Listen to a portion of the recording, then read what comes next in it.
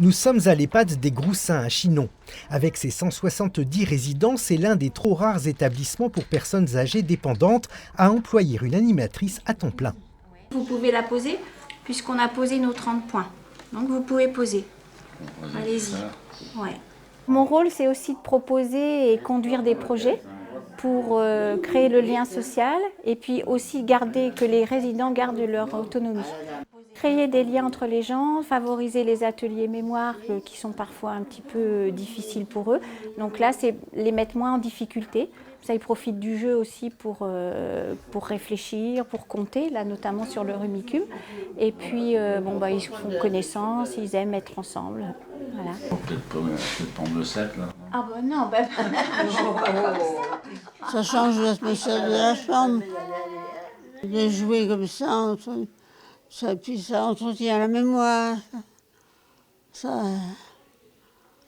C'est-à-dire qu'on ne reste pas dans notre chambre tout seul, puis ça distrait un petit peu. Ah oui. Alors, qui joue là? On a un rapport privilégié avec les résidents. On crée des liens, beaucoup d'affectifs. Et je pense qu'il faut être à l'écoute et disponible à 100% pour eux. De l'autre côté du bâtiment se trouve le foyer de jeunes travailleurs, un établissement accueillant des jeunes adultes en cours d'insertion. Entre assiettes de cacahuètes et verres de jus de pomme, nous retrouvons notre animatrice et ses résidents de l'EHPAD. Ils sont venus en compagnie d'autres retraités rendre visite aux plus jeunes. Les bibliothécaires sont également de la partie, ambiance festive et apéro quiz pour créer des liens. Il y a une équipe qui s'appelle l'EHPAD en folie. L'EHPAD en folie, t'as pas plus court?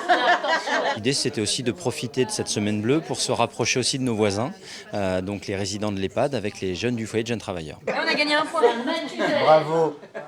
Regardez, que des nuls. Sauf nous, on est les meilleurs. On a encore gagné là, on n'en peut plus. C'est important ces moments d'échange là avec les jeunes. Complètement, ah oui, c'est vraiment important. Moi cet après-midi, j'ai passé mon après-midi avec des jeunes, c'est merveilleux. Que les personnes soient âgées ou pas, on peut toujours discuter et puis il y a toujours un sujet intéressant. L'intergénérationnel, moi je trouve ça super. En quelle année a été créé le concept de développement durable? Le 91. On s'écoute, on se parle, on rit ensemble, bref, on se découvre mutuellement. L'ouverture à la cité ne s'arrêtera pas là. La semaine bleue, c'est promis, c'est désormais toute l'année.